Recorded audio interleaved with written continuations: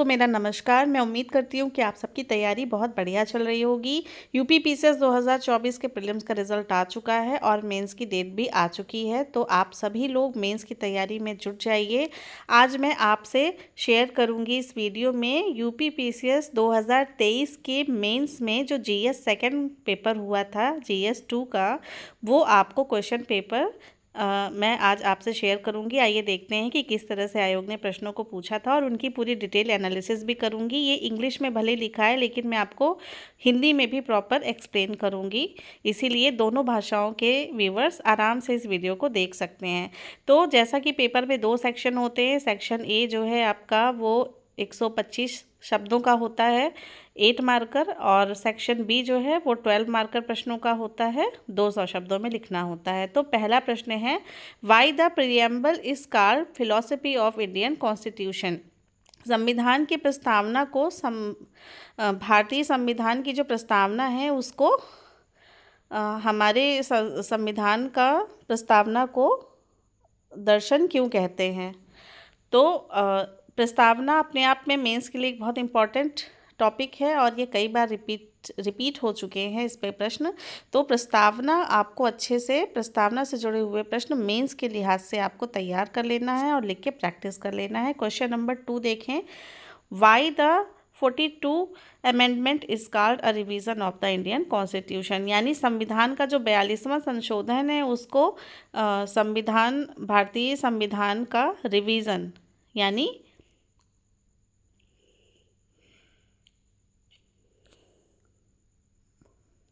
यानी कि दोहराव क्यों कहते हैं। एक तरीके से 42 अमेंडमेंट जो था वो इतना विशाल था कि उसको एक नया संविधान ही बोल दिया गया है।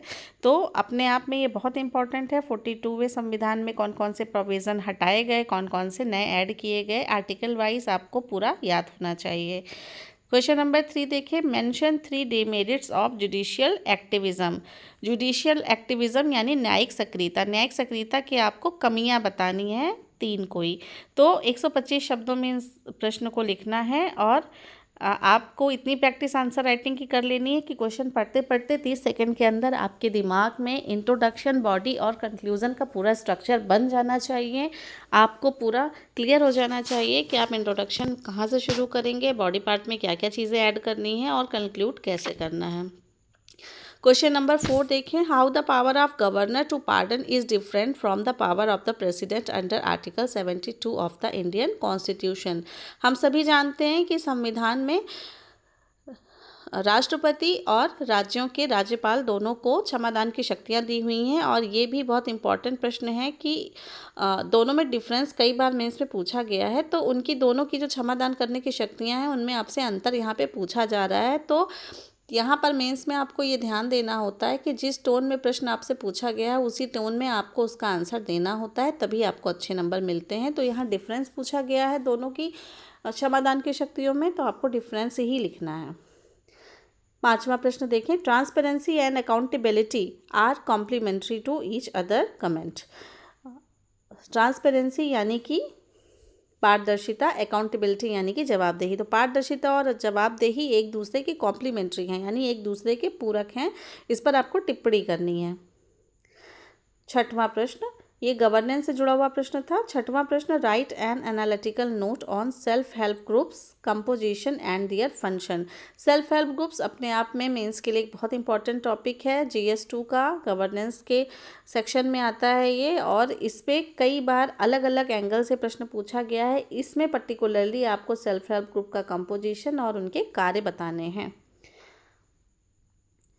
7वां प्रश्न, application of the information and communication technology यानी ICT is for delivering government services discuss.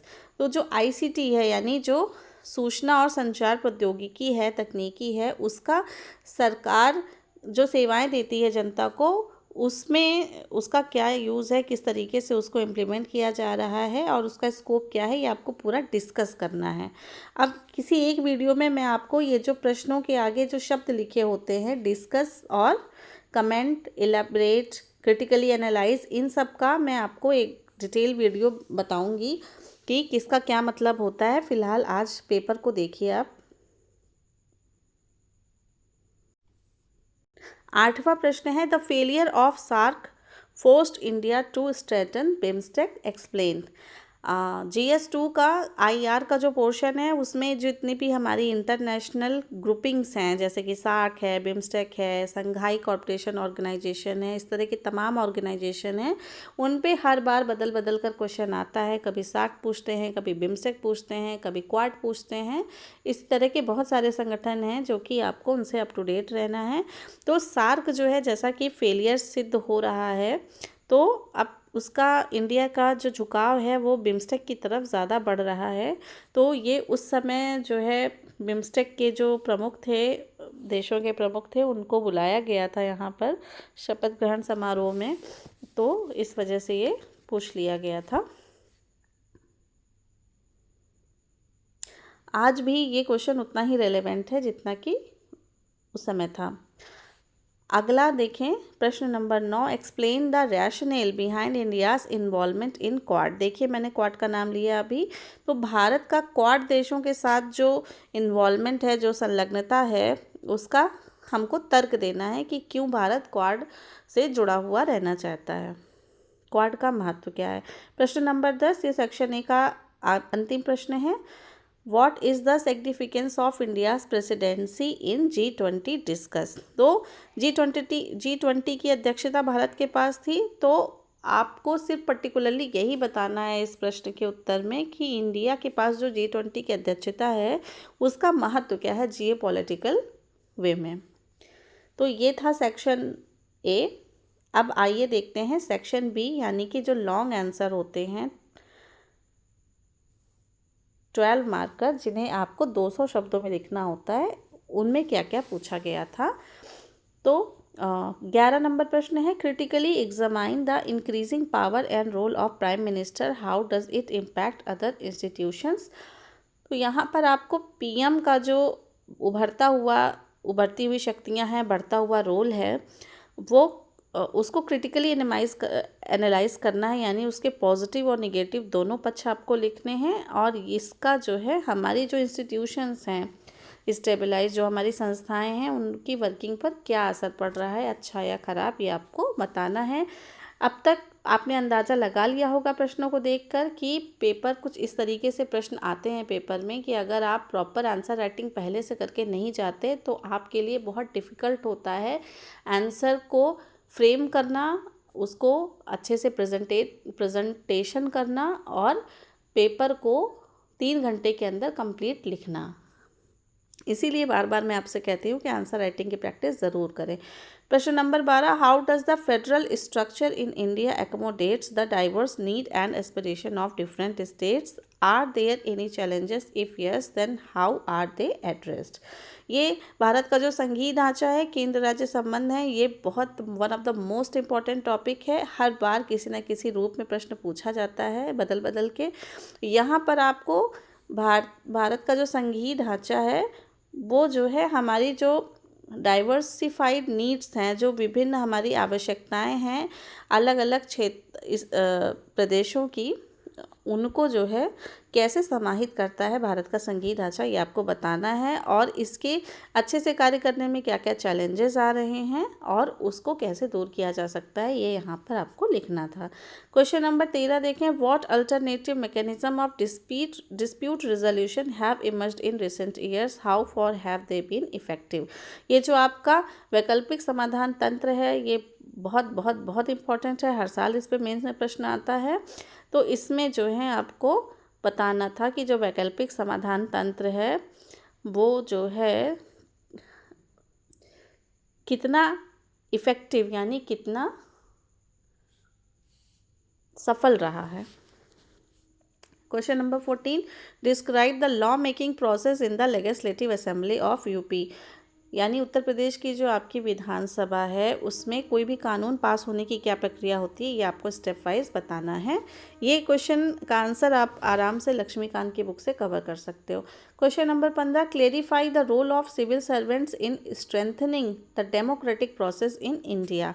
तो यहाँ पर आपको लोक सेवकों का रोल बताना है, जो भारतीय लोकतंत्र है उसको सुदृढ़ करने में लोक सेवकों की क्या भूमिका है, इसको आपको बताना है। Question number 16, discuss the various aspects relating to the management of the health services in the state of UP. UP के रेफरेंस में पूछा गया है, तो various aspects related to the management of health services, यहाँ पर जो स्वास्थ्य सेवाएं सरकार देती है उसके मैनेजमेंट से संबंधित आपको विभिन्न पक्षों को यहाँ पर उजागर करना है।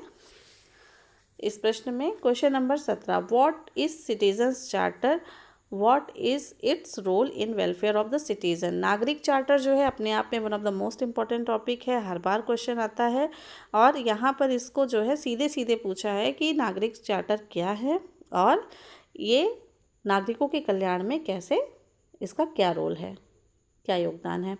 Question number 18, what is question number 18, India is ready for the world leadership, analyse this comment.